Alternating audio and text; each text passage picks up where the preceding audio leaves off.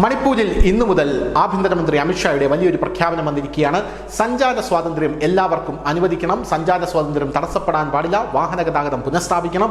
ഇങ്ങനെ എല്ലാം പുനഃസ്ഥാപിക്കുമ്പോൾ സ്വാഭാവികമായിട്ടും പ്രതിഷേധങ്ങളോ അതിനെതിരെ എന്തെങ്കിലും ഒരു വിഷയങ്ങളോ ഉണ്ടായിക്കഴിഞ്ഞാൽ ഒന്നും നോക്കാതെ നടപടിയെടുക്കണമെന്നാണ് അമിത്ഷാ പറഞ്ഞത്. സംഭവത്തിൽ ഇന്ന് വലിയ രീതിയിലുള്ള പ്രതിഷേധം അമിത്ഷാ പറഞ്ഞതുപോലെ തന്നെ ഉണ്ടായി. വാഹന ഗതാഗതം പുനഃസ്ഥാപിച്ചപ്പോൾ വലിയ പ്രതിഷേധമുണ്ടായി. ഇതോടുകൂടി മണിപ്പൂരിൽ സംഭവിച്ച വിഷയമെന്ന് പറയുന്നത് ഞെട്ടിക്കുന്ന വിഷയമാണ്. അതായത് സംയുക്ത സൈനിക സേനയുടെ കൂടെ ജനങ്ങളും കൂടെ ചേർന്ന് അവിടെയുള്ള കലാപകാരികളെ തുരത്തുന്ന കാഴ്ചയാണ് നമുക്ക് കാണാനായി സാധിച്ചത്. കുന്നിൻ പ്രദേശങ്ങൾക്കും താഴ്വര പ്രദേശങ്ങൾക്കും ഇടയിൽ സഞ്ചാര സ്വാതന്ത്ര്യം അനുവദിക്കുന്നതിനുള്ള കേന്ദ്ര സർക്കാരിന്റെ നിർദ്ദേശത്തെ തുടർന്നാണ് മണിപ്പൂരിലെ മെയ്റ്റേയി ചിൻകുക്കി സമുദായങ്ങൾക്കിടയിൽ ഇന്നു മുതൽ വൻ പ്രതിഷേധം പൊട്ടിപ്പുറപ്പെട്ടിരിക്കുന്നത്.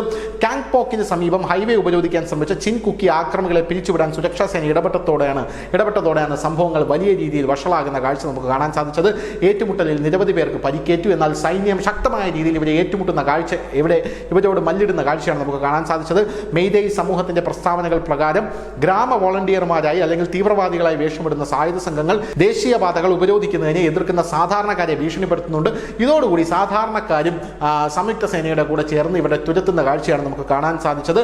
എന്തായാലും കനത്ത ആയുധധാരികളായിട്ടുള്ള ചിൻകുക്കി വോളണ്ടിയർമാരെന്ന് വിശേഷിപ്പിക്കപ്പെടുന്നവർക്കെതിരെ ഉടനടി നടപടിയെടുക്കണമെന്ന് മെയ്റ്റേയി ഗ്രൂപ്പുകൾ ആവശ്യപ്പെട്ടിട്ടുണ്ട്.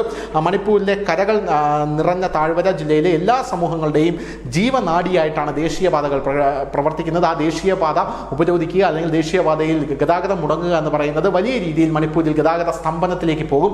വലിയ രീതിയിലുള്ള പ്രശ്നങ്ങൾ മണിപ്പൂരിൽ സൃഷ്ടിക്കുമെന്നുള്ള കാര്യത്തിൽ തർക്കമില്ല. അതുകൊണ്ടാണ് ഇപ്പോൾ അമിത്ഷാ പറഞ്ഞിരിക്കുന്നത് സഞ്ചാര സ്വാതന്ത്ര്യം മുടക്കിയുള്ള യാതൊരുവിധ കാര്യങ്ങളും അവിടെ വേണ്ട, എല്ലാവർക്കും മണിപ്പൂർ തുറന്നു കൊടുക്കണമെന്ന്. അങ്ങനെയുള്ള പ്രക്ഷോഭങ്ങൾ അവിടെ വന്നു കഴിഞ്ഞാൽ നേരിടാൻ സൈന്യവും അവിടെയുള്ള സംയുക്ത സേനയും സജ്ജമായിരിക്കണമെന്ന് പറഞ്ഞത്. എന്തായാലും നിയമവിരുദ്ധമായ ഉപരോധങ്ങൾ ചരക്കുകളുടെയും മെഡിക്കൽ സാധനങ്ങളുടെയും അടിയന്തര സേവനങ്ങളുടെയും നീക്കത്തെ സാരമായി ബാധിച്ചേക്കും എന്നുള്ളതാണ് പ്രധാനപ്പെട്ട കാര്യം. പ്രതിഷേധക്കാരുടെ ലക്ഷ്യവും ഇത് തന്നെയാണ്.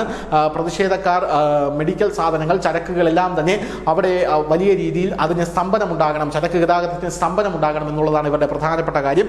ദേശീയപാത ഉപരോധം നടത്തുന്നവർക്കെതിരെ നിർണായക നടപടി സ്വീകരിക്കുമെന്നും തങ്ങളുടെ നിക്ഷിപ്ത താല്പര്യങ്ങൾക്കായി ആക്രമണത്തിന് ഇന്ധനം നൽകുന്ന യുദ്ധപ്രഭുക്കന്മാർ എന്നവർ വിളിക്കുന്നവരെ പൊളിച്ചു മാറ്റുമെന്നും സമുദായ നേതാക്കൾ അധികാരികളോട് ആവശ്യപ്പെട്ടു. എന്തായാലും അതിന് ഞങ്ങളും നിങ്ങളുടെ കൂടെ ചേരാമെന്നാണ് സമുദായ നേതാക്കൾ അധികാരികൾ, അതായത് സംയുക്ത സേനയോട് പറഞ്ഞിരിക്കുന്നത്. സുരക്ഷാ സേന സ്ഥിതിഗതികൾ സൂക്ഷ്മമായി നിരീക്ഷിച്ചു കൊണ്ടിരിക്കുകയാണ്.